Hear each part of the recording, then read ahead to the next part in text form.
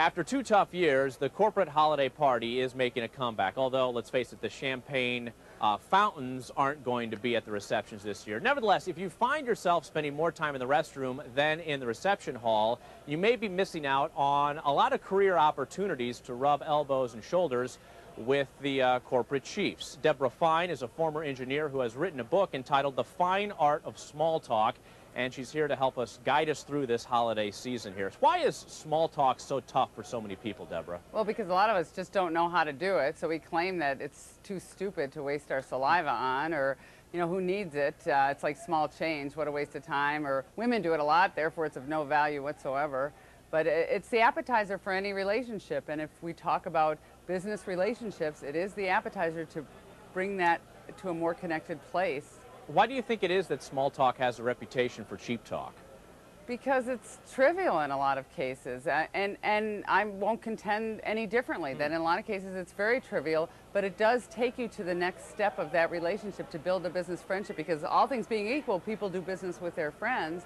All things not being so equal, people still do business with their friends. So we want to develop that relationship without being superficial or schmoozy, though, either. Well, that's the difficulty here. Right. I mean, how do you make small talk without talking about sports or the weather?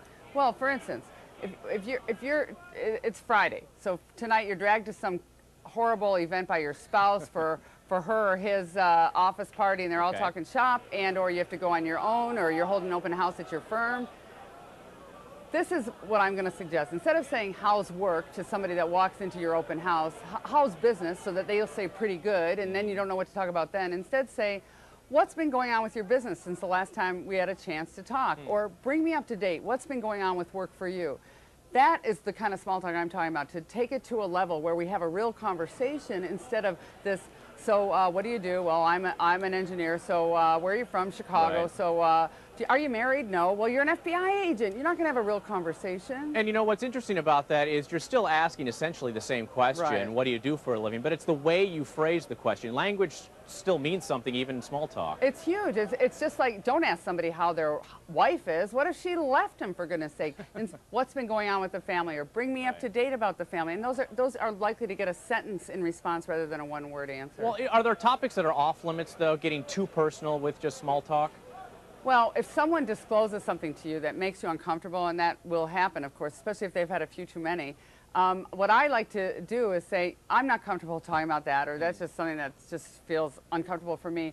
But the key is up to me to come up with something else to talk about. Instead of having this huge pregnant pause or awkward moment, I'm going to say, so what are you looking forward to about the holidays? Or just leap into something else so that there isn't that awkward moment there. Debra, you make a lot of lectures and speeches to corporate clients. Right. What are they telling you about business? What are you hearing from your clients?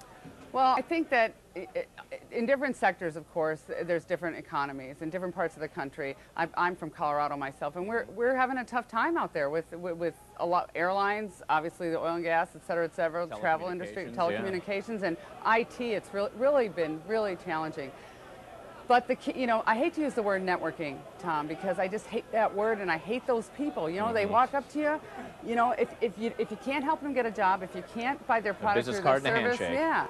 But I'm going to suggest that every conversation is an opportunity, that the businesses that are either successful or hanging in there, I had somebody say it to me today, we're acting like there's not a recession, act like there's nothing bad happening, make every conversation an opportunity. Debra, we appreciate it. Thanks so much and have a happy holiday. Thank you, Tom. Happy holiday to you. Debra Fine is the author of the book, The Fine Art of Small Talk.